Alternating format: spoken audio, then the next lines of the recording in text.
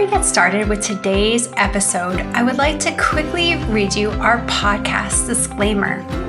This podcast is for educational purposes only, and it is not to substitute for professional care by a doctor or other qualified medical professional.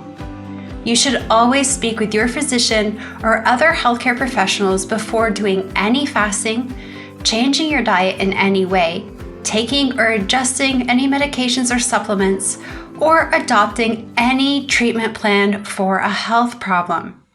The use of any other products or services purchased by you as a result of this podcast does not create a healthcare provider-patient relationship between you and any of the experts affiliated with this podcast. Any information and statements regarding dietary supplements have not been evaluated by the Food and Drug Administration and are not intended to diagnose, treat, cure, or prevent any disease. All right, and now we'll get started with today's episode. Hi, everybody. Welcome back to another episode of the Fasting Method podcast. This is Dr. Terri Lance, and this is a solo bite-size episode. Today, what I wanted to talk to you about is the idea of thinking about the new habits that you're working on building in your life relating to either your health goals or your weight or both. So what I encourage you to do is think about who you see yourself becoming, envisioning your habits, your approach to things, how you appear in your body, how you feel in your body, and really start to create that as your identity. And then I encourage you to think about what are the habits that someone who fits that identity, what do they do? So if I'm healthier in my body, what does a healthy person do? If I'm eating as a healthy person, what do I eat? If I'm fasting as a healthy person, how do I fast? And really start to use that as your frame for deciding what your behaviors will be moving forward, rather than reverting back to all of your old behaviors. That's your past identity as far as your health and your weight, but you're creating a new identity as far as your health and your weight. Many of you know from listening to other episodes, I love a lot of books that are about changing our habits and building new habits.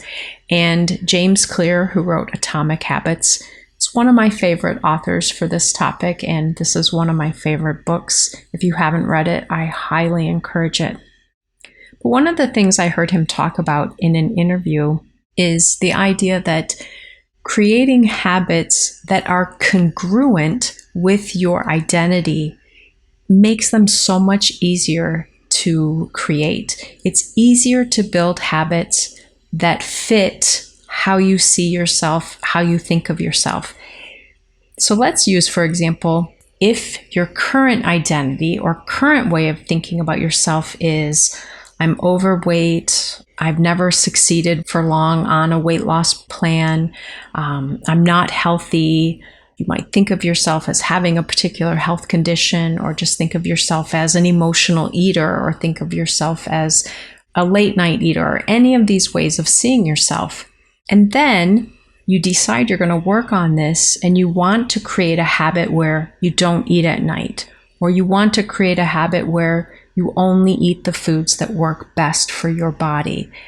Some of you might be wanting to create a habit of a particular style of eating. You might be vegan, or you might want to do low carb or something else. But you can see already where I'm going with this, probably, in that new behavior is incongruent with how you are currently identifying yourself.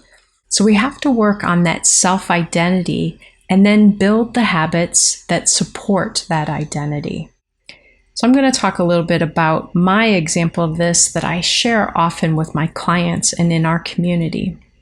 Many years ago, I changed how I was eating. I was very unhealthy and I was struggling with my weight, was on a lot of medications, and I realized I have to make a change. I have to change my relationship with food. And I did the Whole30. I actually did the Whole30 for 100 days. And then I started doing paleo, primal, eating whole foods, not eating processed foods, not snacking. And then I got to the place where I started to learn about doing some fasting. I realized for me, I had to go even lower carb because of my insulin resistance. So I started to identify more as someone who ate ketogenically and still as someone who was doing TRE and doing fasting. Fast forward a little bit.